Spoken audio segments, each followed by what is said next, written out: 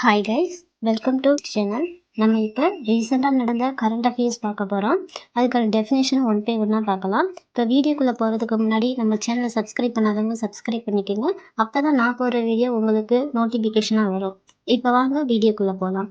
இப்போ நம்ம first question என்னென்னு பார்த்தோம்னா, எந்த செயற்கைக்கோள் ஸ்ரீஹரிகோட்டாவிலிருந்து விண்ணில் செலுத்தப்பட உள்ளது? இந்த ஆன்சர் என்னன்னு பார்த்தீங்கன்னா BSLV-C 61. இப்போ ஆன்சர் BSLV-C 61. இப்போ இதை வந்து இஸ்ரோ வந்து பாதுகாப்பு தொலையுணர்வு பயன்பாட்டுக்காக கார்டோசாட், ஸ்காட்சாட், ரிசர்ட் போன்ற சேட்டலைட் வந்து உருவாக்கப்பட்டாங்க. அதுலேருந்து அதிநவீன EOS 9 ரிசார்ட் 1MB சேட்டலைட்டை வந்து இஸ்ரோ வடிவமைத்துள்ளது. என்னன்னு பார்த்தீங்கன்னா கார்டோசாட், ஸ்காட்சாட், ரிசார்ட் போன்ற சேட்டலைட் வந்து தொலையுணர்வு பயன்பாட்டுக்காக உருவாக்கப்பட்டது. அதுக்கப்புறம் அதிநவீன EOS 9 ரிசார்ட் 1B என சேட்டலைட் வந்து இஸ்ரோ வடிவமைத்துள்ளது.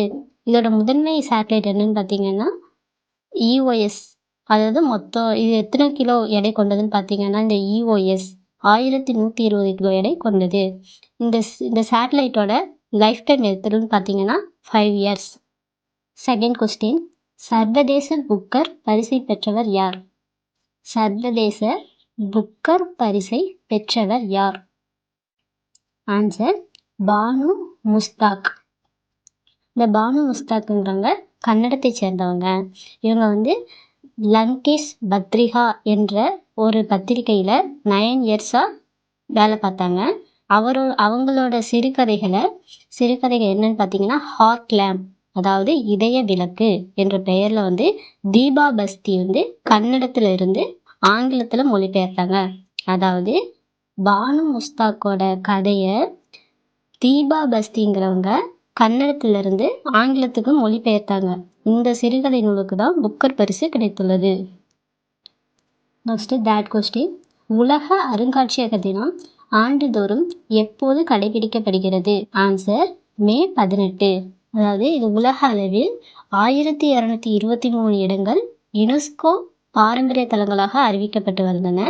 இது வந்து கலைசார் பாரம்பரிய தலம் 36, இயற்கையான பாரம்பரிய தலங்கள் 7 அப்படின்னு இடம்பெற்றுள்ளது. அதாவது இயற்கை பாரம்பரிய தலம் இதில் என்னென்ன வந்திருக்குன்னு பார்த்தீங்கன்னா மேற்கு தொடர்ச்சி மலை, காசிரங்கா தேசிய பூங்கா, இமாலயா தேசிய பூங்கா இடம்பெற்றுள்ளது. தமிழ்நாட்டில் மாமல்லபுரம் கடற்கரை கோயில், உதகைமலை ரயில், தாராபுரம் ஐராவதீஸ்வரர் கோயில், கங்கை கொண்ட சோழபுரம், தஞ்சாவூர் பிரகதீஸ்வரர் கோயில் இதையெல்லாம் உலக அருங்காட்சியக தினமாக கடைபிடிக்கப்படுகிறது.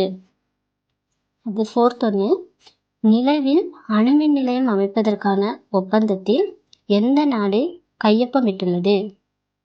எந்த நாடுனா ரஷ்யா, சீனா.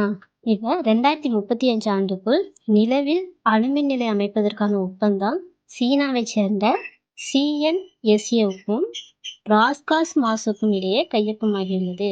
அதாவது 2035 35க்குள்ள அணுமின் நிலையம் அமைப்பதற்கு சீனாவை சேர்ந்த CNSAவுக்கும் ராஸ்காஸ்மாஸுக்கும் இடையே தான் கையொப்பமாகியுள்ளது. 2017 ஆண்டு அறிவிக்கப்பட்ட நிலவு ஆய்வு திட்டத்தில் வெனிசுலா, அஜர்பைஜான், தென்னாப்பிரிக்கா, Egypt, Nicaragua, Thailand, Serbia, Pakistan, Senegal, Kazakhstan போன்ற நாடுகள் வந்து பங்கேற்றது. நெக்ஸ்ட் ஃபிஃப்த் ஒன், ஊட்டச்சத்தை உறுதி செய் திட்டம் எந்த ஆண்டு தொடங்கப்பட்டது? ஊட்டச்சத்தை உறுதி செய் திட்டம் எந்த ஆண்டு தொடங்கப்பட்டது பார்த்தீங்கன்னா ஆன்சர் 2002. அதாவது ஊட்டச்சத்தை உறுதி செய் திட்டம் 2022 மகளிர் உரிமைத்துறையின் சார்பில் தொடங்கப்பட்டது. இது 6 வயதுக்குட்பட்ட குழந்தைகளுக்கு பலமான நலமான எதிர்காலத்தை உருவாக்கவும் ஆரோக்கியத்தை கருத்தில் கொண்டும் திட்டத்தை தொடங்குவதற்காக அறிவித்தது.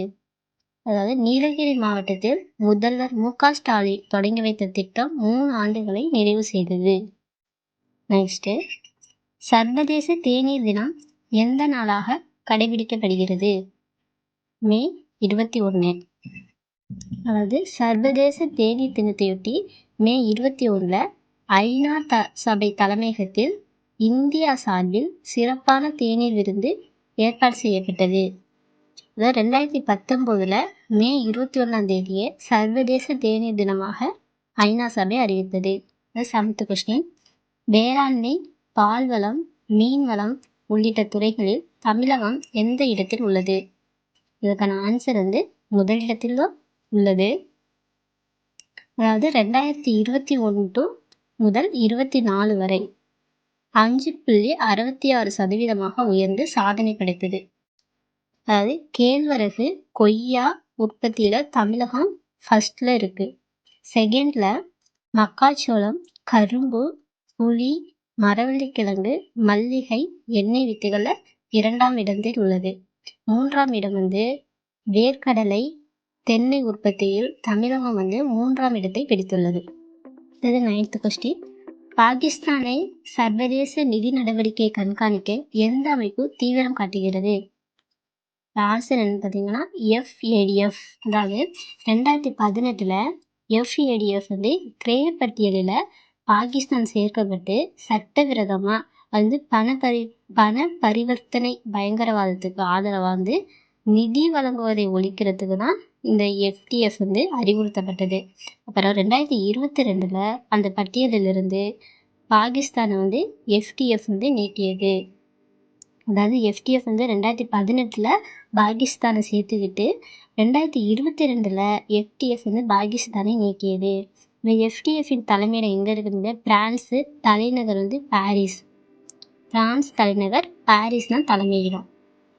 அடுத்தது, இத்தாலியன் ஓப்பன் டென்னிஸ் போட்டியில் ஆடவர் பிரிவில் வெற்றி பெற்றவர் யாருன்னு பார்த்தீங்கன்னா Carlos Alcaraz. Italian open tennis போட்டியில் வெற்றி பெற்ற வீராங்கனை யாருன்னு பார்த்தீங்கன்னா ஜாஸ்மின் பாலினி.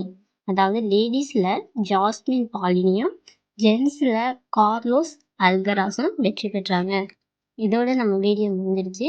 இனிமேல் வர வீடியோவுக்கு சப்ஸ்கிரைப் பண்ணிக்கோங்க, லைக் பண்ணுங்கள், கமெண்ட் பண்ணுங்கள். தேங்க்யூ.